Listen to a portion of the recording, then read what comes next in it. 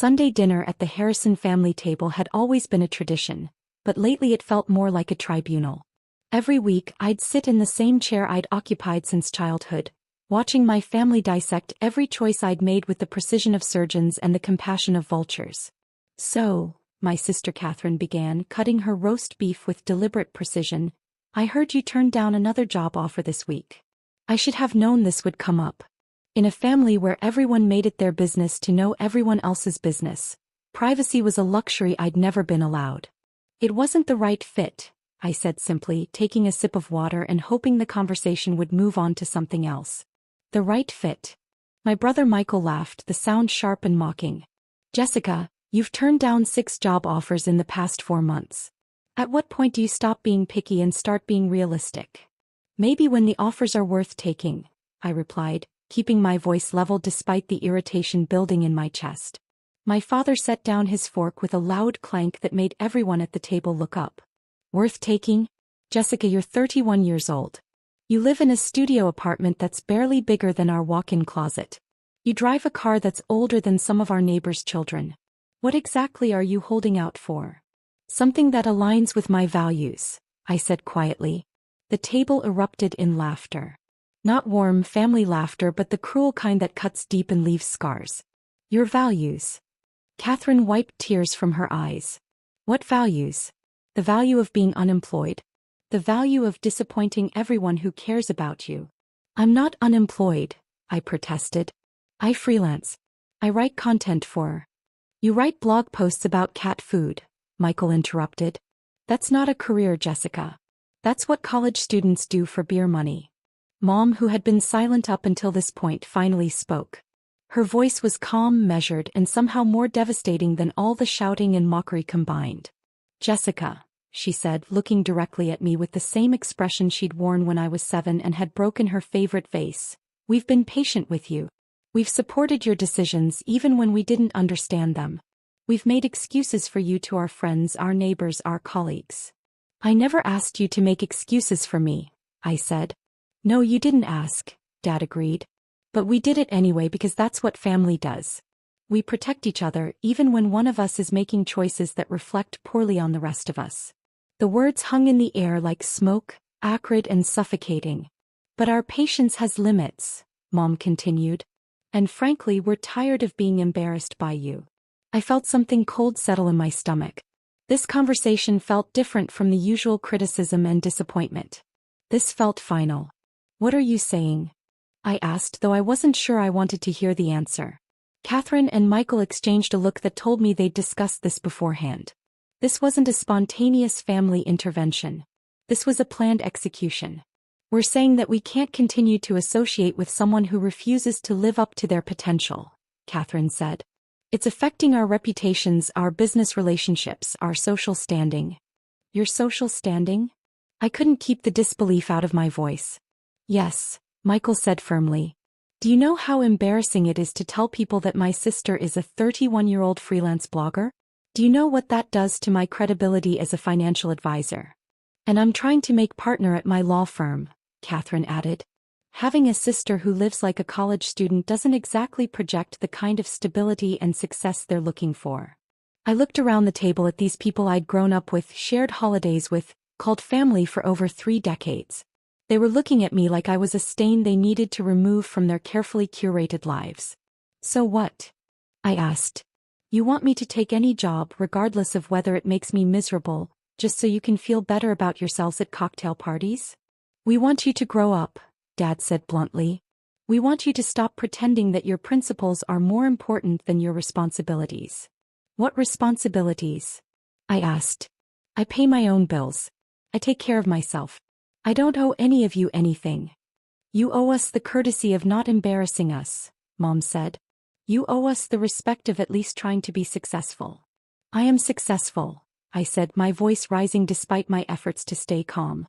"I'm doing work I believe in, work that makes a difference." "Writing about cat food makes a difference?" Michael scoffed. "I don't just write about cat food," I snapped. "I write about sustainable living, ethical consumerism, social justice." "Topics that don't pay the bills," Catherine interrupted. "Topics that don't build careers or create stability." Stability isn't everything, I said. The silence that followed was deafening. Everyone stopped eating, stopped moving, stopped breathing. Mom's face had gone very pale and Dad's jaw was clenched so tight I could see the muscles jumping. Stability isn't everything? Mom repeated slowly as if she couldn't believe what she'd heard. Jessica, Dad said, his voice dangerously quiet. Your mother and I have worked our entire lives to build stability for this family.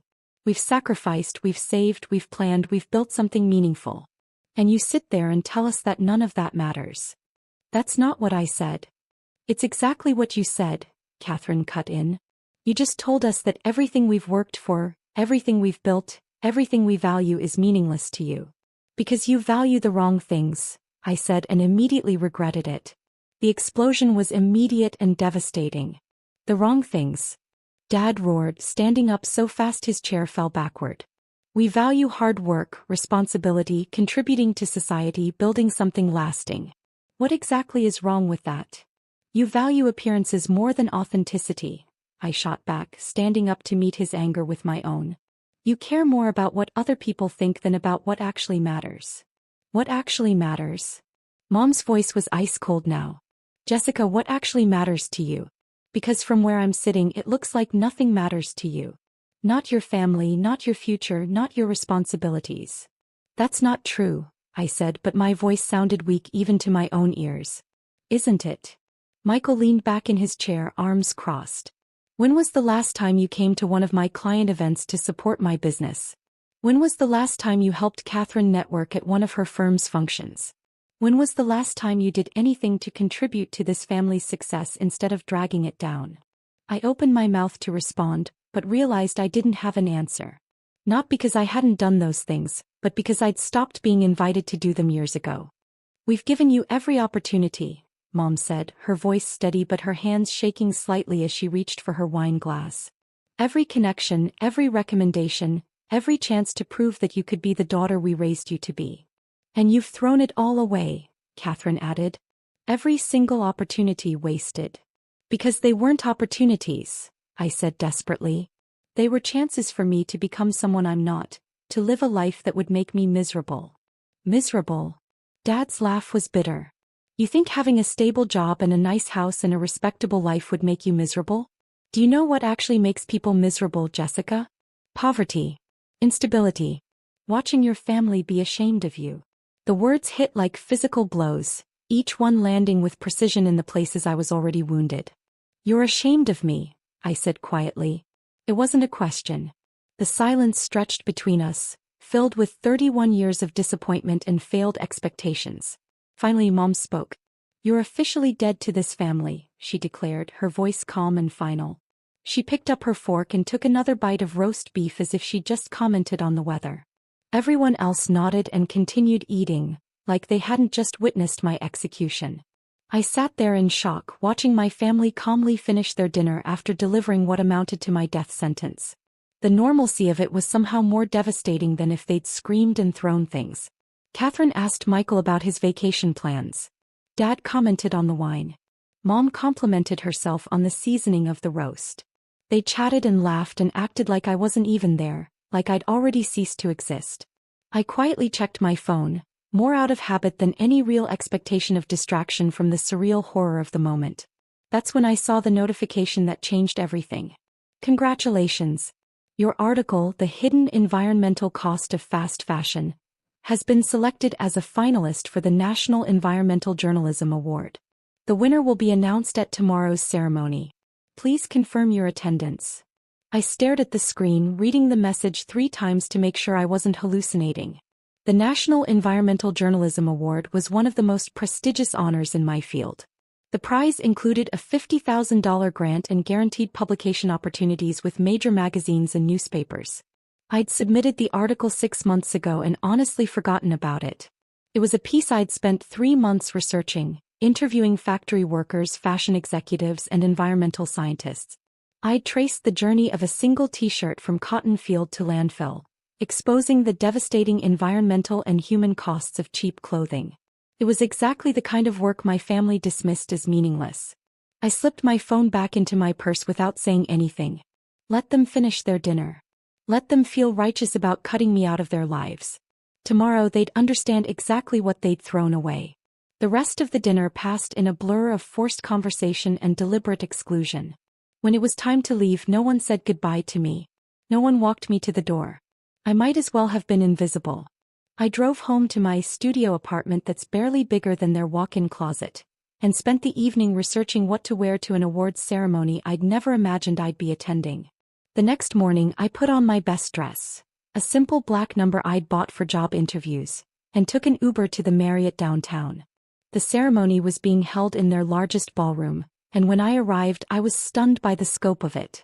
Hundreds of journalists, editors, publishers and media executives filled the room.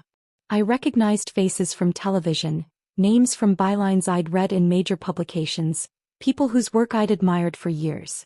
And somehow, impossibly, I was here among them. The ceremony began with recognition of various achievements in environmental journalism. I sat in the back, my heart pounding as they worked through the categories. Finally, they reached my category. The award for Outstanding Environmental Investigation goes to. The presenter opened the envelope with dramatic flair. Jessica Harrison for her article, The Hidden Environmental Cost of Fast Fashion. I think I stopped breathing.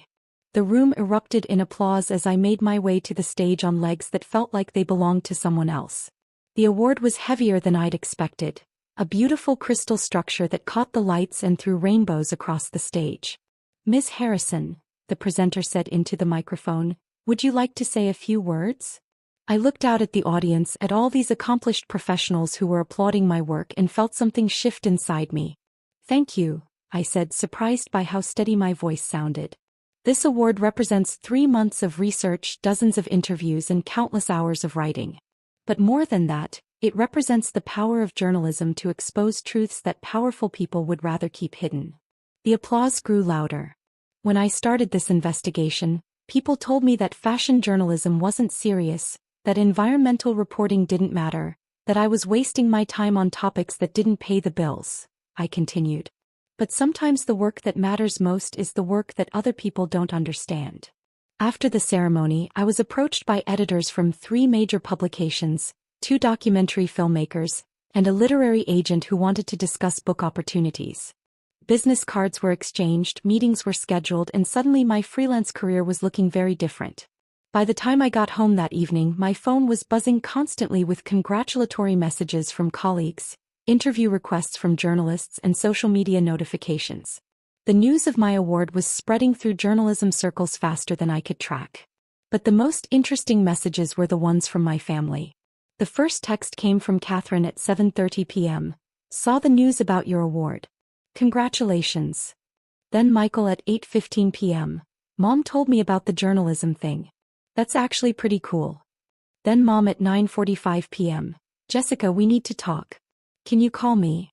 Then Dad at 10:20 p.m. Saw your name in the newspaper. We should discuss this. I didn't respond to any of them. Instead, I poured myself a glass of wine and sat on my couch in my tiny studio apartment, looking at my award and thinking about how much my life had changed in 24 hours.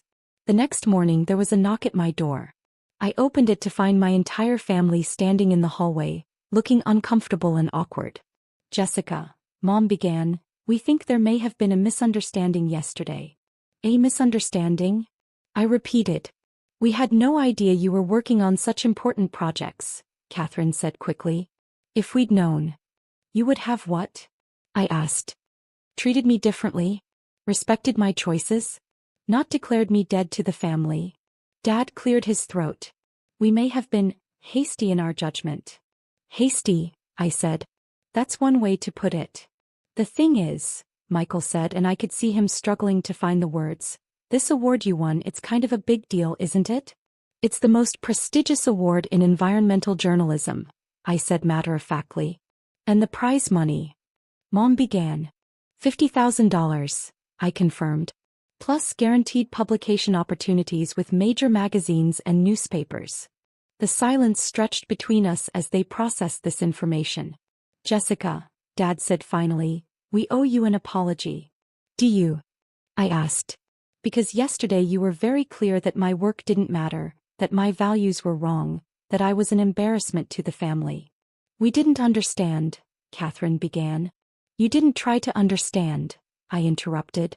For years, you've dismissed my work without ever asking what I actually do, what my goals are, what I'm trying to accomplish. You write about cat food, Michael said weakly. I wrote one article about sustainable pet food manufacturing, I corrected. One article out of hundreds. But that's the only one you ever bothered to remember, because it fit the narrative you'd created about my life. Mom stepped forward. We want to make this right. How? I asked. How do you make right years of treating me like a failure? How do you make right telling me I'm dead to you? How do you make right dismissing everything I care about? We could celebrate, Catherine suggested tentatively. Have a family dinner to honor your achievement. I almost laughed. You want to throw me a party now? Now that my work has been validated by people you consider important. Jessica, please, Dad said, and for the first time in my adult life I heard him sound desperate. We made a mistake. We judged you unfairly. We want to fix this. I looked at these people who had spent years making me feel small, who had questioned every choice I made, who had valued their own comfort and social standing over my happiness and well-being. Here's what's going to happen, I said finally.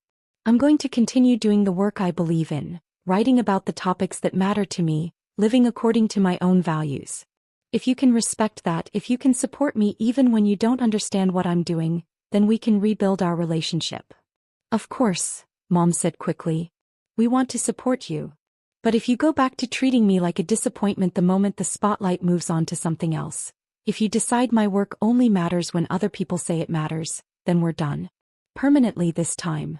They all nodded eagerly, promising to do better, to listen more, to respect my choices. But I could see the calculation in their eyes, the way they were already figuring out how to leverage my success for their own social benefit. Over the next few weeks, I watched them try to insert themselves into my newfound recognition. Catherine mentioned my award to her law firm partners. Michael brought it up with his clients. Mom and Dad started bragging to their neighbors about their award-winning journalist daughter. But they still didn't read my articles. They still didn't understand what I wrote about. They still only cared about the external validation, not the actual work. 3 months later, when the media attention had died down and I was back to my regular routine of freelance writing, their support began to waver. Catherine stopped mentioning my work to her colleagues. Michael went back to making jokes about my career at family gatherings. Mom and Dad returned to their subtle criticisms and suggestions that I should look for more stable opportunities. The only difference was that now they added, "Of course, we're very proud of your award," to the end of their complaints, as if that somehow made their disappointment more palatable. I realized then that nothing had really changed. They hadn't learned to value me for who I was or respect the work I chose to do. They'd simply learned that sometimes my work received recognition that reflected well on them. That's when I made my decision. I used the connections I'd made through the award to land a staff position at a major environmental magazine. The job came with a significant salary increase, excellent benefits, and the opportunity to work on investigations that could make real differences in the world. But the best part was that the magazine was based in Portland, Oregon. 3,000 miles away from Sunday dinners where my worth was measured by other people's opinions and my success was only valued when it served someone else's agenda. I moved to Portland without telling my family about the job until after I'd already relocated. When I finally called to let them know, their reaction was predictable. "You moved across the country without discussing it with us?" Mom's voice was sharp with hurt and anger. "I'm 31 years old," I reminded her. "I don't need permission to move." "But what about family dinner?" Catherine asked. "What about staying connected?" "We can stay connected," I said. "But on different terms. I'm not going to spend every week defending my choices to people who only support me when it benefits them." The conversations that followed were difficult, filled with accusations and hurt feelings on both sides. But slowly, gradually, things began to change. Without the pressure of weekly scrutiny, without the constant criticism and comparison, I found I could have actual conversations with my family members. We talked about things other than my career failures and their disappointments. We discovered that we actually had things in common beyond shared DNA and childhood memories. Catherine called me after reading one of my articles about corporate environmental responsibility. "I had no idea companies were doing that," she said. "This is actually really important work." Michael sent me a text after I published an investigation into sustainable investing. My clients are asking about this stuff. Could we talk sometime about what you've learned? Even mom and dad began reading my articles, not because they reflected well on the family, but because they were genuinely interested in the topics I was covering. The distance had given us all space to see each other more clearly. 2 years later, when I won a Pulitzer Prize for a series of articles exposing corruption in the EPA, my family's response was different. Instead of immediately bragging to their friends or trying to leverage my success for their own benefit, they called to tell me how proud they were of the work I'd done, how important they believed my reporting was, how much they respected my dedication to environmental justice. And for the first time in my adult life, I believed they meant it. The studio apartment they'd once mocked had become a lovely one-bedroom in Portland's Pearl District. The car they'd called embarrassingly old had been replaced with a hybrid that fit both my budget and my values. The career they'd dismissed as worthless had become a source of meaningful work and financial stability. But more importantly, I'd learned that family relationships don't have to be prisons. They can be bridges if both sides are willing to meet in the middle. Sometimes you have to be declared dead before you can truly come alive. Sometimes you have to be rejected before you can find your real value. And sometimes the best thing that can happen to you is having people who don't understand you remove themselves from your life, creating space for you to become who you're meant to be. The notification that changed everything had been waiting on my phone all along. I just needed to be pushed far enough away from the table to finally see it.